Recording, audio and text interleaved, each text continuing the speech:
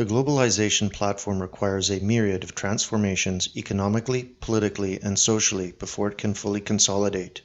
Most importantly, however, none of these matter if sovereign borders are not redefined or eliminated altogether.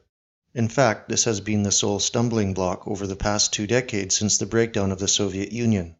One of the keys as to why the internationalists have failed to make greater strides recently is European nationalism. It will just not go away. And why should it? Generations have fought and died for ideas that were intricately linked to home and country. It runs as deep as instinct, sublimated a bit, and it is essentially spiritual. So then, in spite of this, how are the political elites dealing with it? Well, they have just decided to forget that borders even exist. When Angela Merkel, against all logic or principle, invited the entire Third World, and by default the whole of Islam, to safely enter the European continent, the first phase of a borderless system of governance was ushered in. By telling European member states to stand down before the massive inflow of millions, using threats of economic sanctions and blackmail to enforce compliance, the EU bureaucratic elite were able to give up an entire continent of nations and peoples without a single shot being fired. Even more stunning than this was the complacence with which it was met, and in some cases was cheered on by the multitude of naive liberal left youth of Europe.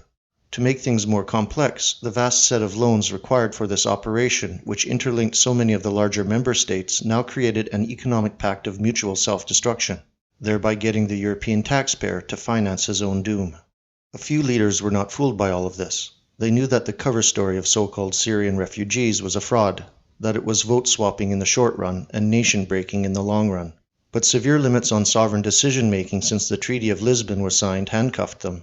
In Viktor Orbán's case in Hungary, despite a 98% vote against refugee quotas in the referendum last year, all of his work towards ending the migrant problem backfired as the turnout was too low. This was in part engineered by NGOs who told left-leaning partisans not to vote at all, subsequently sabotaging the entire referendum. The liberal youth were only too happy to listen while they smugly laughed away their inheritance and future. So how is it possible that so many Europeans just don't seem to care? The short answer is they have been modeled to think in global paradigms. With the exception of Eastern Europe, where 5 decades of brutal communism gave the nations who lived through it a healthy dislike for leftist macro-politics, the majority of Europeans have been pummeled with cultural indoctrination.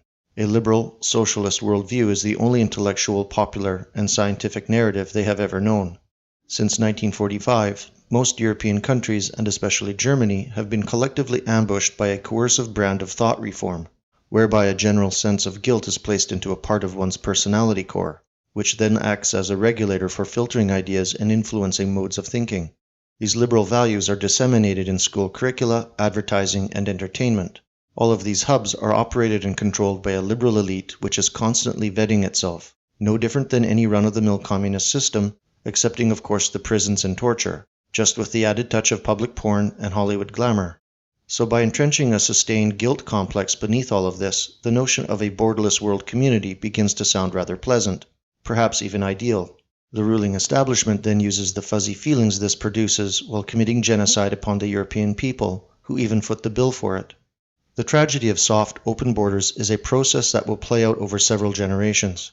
The cultural tensions on the streets of Canada, America, Australia, and Europe will seethe and boil, sometimes erupting into mob violence. And as in the previous, most notorious attempt at mass culture mixing in Russia, where the Bolsheviks murdered well over 60 million Gentiles by moving great swaths of people across ethnic and religious boundaries like so many cattle, the popular unrest will need to be quickly and savagely put down.